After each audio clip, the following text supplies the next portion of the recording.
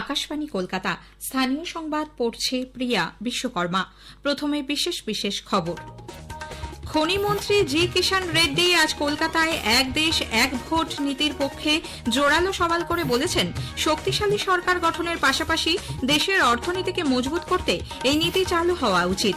শ্রী রেড্ডি আজ এক অনুষ্ঠানে বলেন, বেসরকারি সংস্থাগুলি বিদেশে খনিজ সম্পদ অনুসন্ধান ও উৎপাদন করতে চাইলে কেন্দ্র তাদের সহায়তা করবে। নির্বাচন কমিশন রাজ্যের মুখ্য নির্বাচনী আধিকারিক ও জেলা নির্বাচনী আধিকারিকদের রাজনৈতিক দলগুলির সঙ্গে নিয়মিত বৈঠক করার নির্দেশ দিয়েছে। ভারত গঙ্গা জলবন্টন চুক্তি অনুযায়ী বাংলাদেশকে ফারাক্কা ব্যারেজ পর্যন্ত পর্যাপ্ত জল দেওয়ায় বাংলাদেশ সন্তোষ ব্যক্ত করেছে। যাদবপুর কাণ্ডে ওই বিশ্ববিদ্যালয়ের উপাচার্য বিচার বিভাগীয় তদন্তের প্রস্তাব দিয়েছেন। হালতুর পূর্বপল্লীতে একই পরিবারের 3 সদস্যের দেহ উদ্ধারের ঘটনায় সুইসাইড নোট পাওয়া গেছে। আসছি বিস্তারিত খবরে। কেন্দ্র আর্জেন্টিনার সঙ্গে যৌথ উদ্যোগে লিথিয়াম উৎপাদন করবে।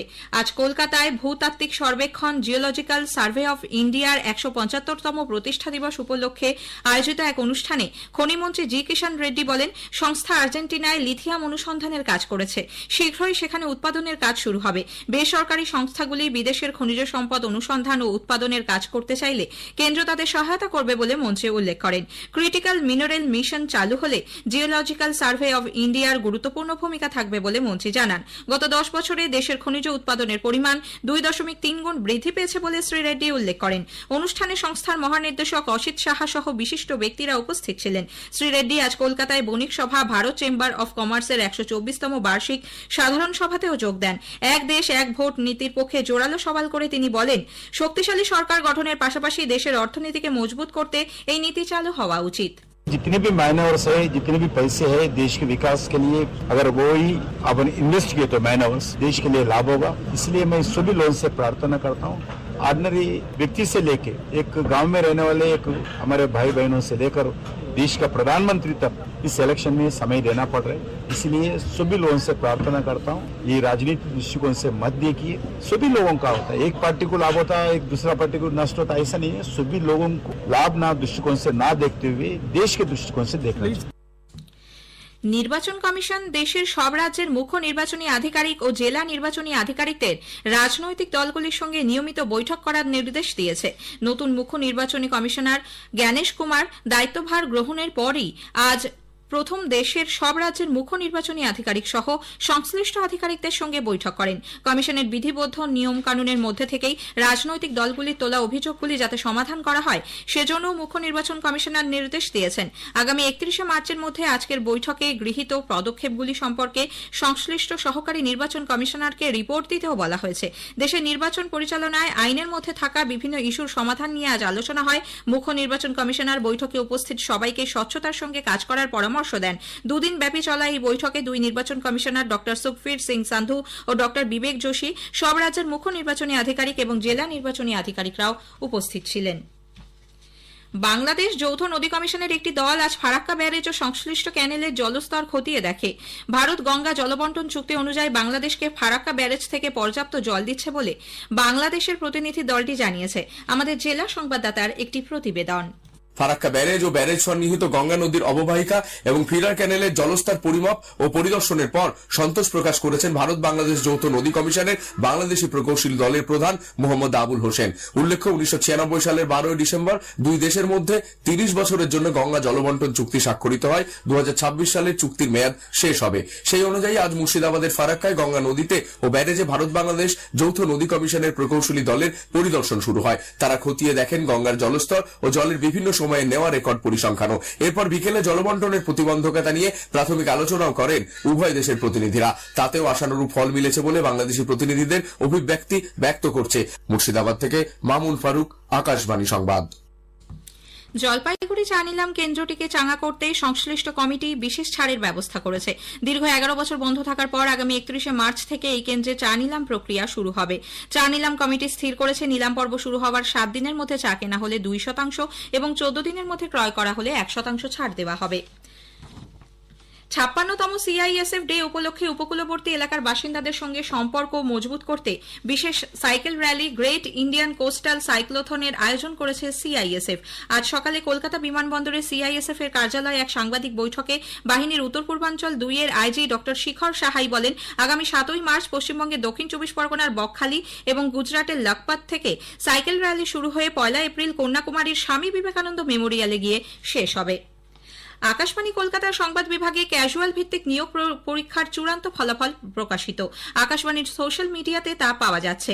দপ্তরের রিসেপশন এবং নিউজ রুমের নোটিশ বোর্ডে তালিকা টাঙানো রয়েছে। স্থানীয় সংবাদ শুনছেন আকাশবাণী কলকাতা কেন্দ্র থেকে।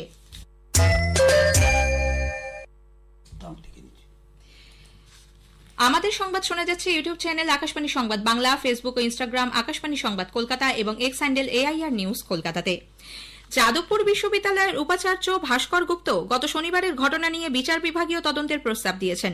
আজ বিশ্ববিদ্যালয়ের শিক্ষক সংগঠনগুলির সঙ্গে ভার্চুয়াল বৈঠকে উপাচার্য অবিলম্বে ক্যাম্পাসে শান্তি ফেরানোর নির্দেশ দেন। সকলকে একসঙ্গে কাজ করার কথাও বলেন তিনি। উপস্থিত ছিলেন জুটা, ওয়েবকুপা সহ 4টি শিক্ষক সংগঠনের প্রতিনিধিরা। উল্লেখ্য, ছাত্র সংসদ নির্বাচনের দাবিতে গত শনিবার দফায় দফায় উত্তপ্ত হয়ে ওঠে বিশ্ববিদ্যালয় চত্বর। এদিকে যাদবপুর বিশ্ববিদ্যালয়ে গত 1 মার্চ রাজ্যের শিক্ষামন্ত্রী ব্রাত্য বসুর আচরণ নিয়ে অবিলম্বে মুখ্যমন্ত্রীর বিবৃতি দাবি করেছে সিপিআইএম। দলের কেন্দ্রীয় কমিটির সদস্য সুজন চক্রবর্তী বলেন, প্রায় 4 দিন হয়ে গেল মুখ্যমন্ত্রী ওই ঘটনা নিয়ে কোনো মন্তব্য করেনি। অন্যদিকে যাদবপুর বিশ্ববিদ্যালয়ের সাম্প্রতিক ঘটনাকে কেন্দ্র করে রাজ্য রাজনীতি আজও উত্তপ্ত। ওই ঘটনার প্রতিবাদে গতকালের পর আজও বামপন্থী ছাত্র সংগঠন এসএফআই কলকাতা সহ সারা রাজ্যের প্রতিবাদ কর্মসূচি নিয়েছে। কলেজ স্ট্রিট, নাগের বাজার, হাওড়া, বারুইপুর সহ একাধিক জায়গায় এই কর্মসূচিকে ঘিরে বিক্ষিপ্ত গোলমালের খবর মিলেছে। নদিয়ার কল্যাণী বিশ্ববিদ্যালয়ে এসএফআই কর্মী সমর্থকদের উপর হামলার অভিযোগ উঠেছে তৃণমূল কংগ্রেসের বিরুদ্ধে। যাদবপুর কাণ্ডে আহত ছাত্র ইন্দ্রানুজের বাবাকে আজ শিক্ষামন্ত্রী ফোন করে দুঃখ প্রকাশ করেছেন বলে ওই ছাত্রের পরিবার সূত্রে জানা গেছে। এদিকে সার্জিক্যাল স্ট্রাইকের ধাঁচে আগামী দিনে যাদবপুর বিশ্ববিদ্যালয়ে অভিযান করা হবে বলে অখিল ভারতীয় বিদ্যার্থী পরিষদ ABVP হুঁশিয়ারি দিয়েছে। আজ এক সাংবাদিক বৈঠকে সংগঠনের রাজ্য সম্পাদক অনিরুদ্ধ সরকার অভিযোগ করেন, গতকাল শান্তিপূর্ণ মিছিলে উস্কানি দিয়েছে বাম নকশাল ছাত্র সংগঠন। এর ফলে 5 জন ABVP সদস্য জখম হয়েছেন। কসবা থানা এলাকায় হালতুর পূর্বপল্লীতে একই পরিবারের 3 সদস্যের দেহ উদ্ধারের ঘটনায় ওই ঘরের দেওয়াল থেকে একটি সুইসাইড নোট পাওয়া গেছে। সেখানে সম্পত্তি নিয়ে মৃত সোমনাথ রায়ের সঙ্গে মামা, মামি এবং মাসির সঙ্গে বিবাদের বিষয়টির উল্লেখ রয়েছে। ওই 3 জনকে আটক করে জিজ্ঞাসাবাদ করছে পুলিশ। এছাড়াও পেশায় অটোচালক সোমনাথের বাজারে প্রচুর ঋণ হয়ে গিয়েছিল বলে খবর। উল্লেখ্য, আজ সকালে নিজের বাড়ি থেকেই বছর 40-এর সোমনাথ, তাঁর স্ত্রী সুমিত্রা ও 2.5 বছরের শিশুপুত্র রুদ্রনীলের ঝুলন্ত দেহ উদ্ধার হয়। ট্যাংরা কাণ্ডে ধৃত দে পরিবারের ছোট ছেলে প্রসূনকে আজ শিয়ালদা আদালতে তোলা হলে 6 মার্চ পর্যন্ত পুলিশ হেফাজতে পাঠানো হয়েছে। আদালতে তোলার আগে নীলরতন সরকার হাসপাতালে প্রসূনের স্বাস্থ্য পরীক্ষা করা হয়। পশ্চিম বর্ধমানের পানাগড়ে গাড়ি উল্টে মৃত তরুণী সুতন্দ্রা চট্টোপাধ্যায়ের গাড়ির চালক রাজদেও শর্মাকে আজ দুর্গাপুর আদালতে তোলা হলে 4 দিনের পুলিশ হেফাজতে পাঠানো হয়েছে। গতরাতে কাঁকসা থানার পুলিশ ভদ্রেশ্বর থেকে তাকে গ্রেপ্তার করে। বয়ানে অসঙ্গতি থাকার জন্য সুতন্দ্রার মায়ের অভিযোগের ভিত্তিতেই রাজদেওকে গ্রেপ্তার করা হয়েছে বলে পুলিশ জানিয়েছে। প্রধানমন্ত্রী নরেন্দ্র মোদী গুজরাটের ভান্তারায় বন্যপ্রাণ উদ্ধার, পুনর্বাসন এবং সংরক্ষণ কেন্দ্রের উদ্বোধন করেছেন। এলাকাটি ঘুরে দেখেন তিনি। এখানে বিভিন্ন প্রাণী সংরক্ষণ কেন্দ্রে বিভিন্ন প্রজাতির প্রাণীদের সঙ্গে সময় কাটান প্রধানমন্ত্রী। স্বয়ংক্রিয় সিগন্যালিং ব্যবস্থা খতিয়ে দেখতে মেট্রো রেল ইস্ট ওয়েস্ট করিডোরে আরও 2 দিন ট্রেন চলাচল বন্ধ রাখবে। আগামী শনি ও রবিবার হাওড়া ময়দান থেকে এসপ্ল্যানেড এবং শিয়ালদা থেকে সল্টলেক সেক্টর 5 রুটে ট্রেন চলাচল সম্পূর্ণ বন্ধ থাকবে বলে মেট্রো রেল এক বিজ্ঞপ্তিতে জানিয়েছে। এই কাজের জন্য শুক্রবার শিয়ালদা থেকে সল্টলেক সেক্টর 5 রুটে শেষ ট্রেন 7টা 3 মিনিটে এবং সেক্টর 5 থেকে শেষ ট্রেন 7টা 5 মিনিটে পাওয়া যাবে। কলকাতা প্রিমিয়ার হকি লিগের ম্যাচে আজ ইস্টবেঙ্গল 3-0 গোলে নাভাল টাটা হকি একাডেমিকে হারিয়ে দিয়েছে। জায়েদ খান 2টি, পারদীপ সিং 1টি গোল করেছেন। অন্য ম্যাচে ক্যালকাটা কাস্টমস 6-4 গোলে বিএনআরকে পরাজিত করেছে। গোয়ার ফতোরদা স্টেডিয়ামে আজ আইএসএল ফুটবলে মোহামেডান স্পোর্টিং FC গোয়ার মুখোমুখি হয়েছে। একটু আগে পাওয়া খবরে জানা গেছে খেলা গোলশূন্য। 2 দলই 22টি করে ম্যাচ খেলেছে। শেষ করার আগে স্থানীয় সংবাদের বিশেষ কিছু অংশ আরো একবার। খনিমন্ত্রী জি কিষাণ রেড্ডি আজ কলকাতায় এক দেশ এক ভোট নীতির পক্ষে জোরালো সওয়াল করে বলেছেন, শক্তিশালী সরকার গঠনের পাশাপাশি দেশের অর্থনীতিকে মজবুত করতে এই নীতি চালু হওয়া উচিত। শ্রী রেড্ডি আজ এক অনুষ্ঠানে বলেন, বেসরকারি সংস্থাগুলি বিদেশে খনিজ সম্পদ অনুসন্ধান ও উৎপাদন করতে চাইলে কেন্দ্র তাদের সহায়তা করবে। যাদবপুর কাণ্ডে ওই বিশ্ববিদ্যালয়ের উপাচার্য বিচার বিভাগীয় তদন্তের প্রস্তাব দিয়েছেন। আইএসএল ফুটবলে আজ মোহামেডান স্পোর্টিং এফসি গোয়ার মুখোমুখি হয়েছে। স্থানীয় সংবাদ শেষ হল।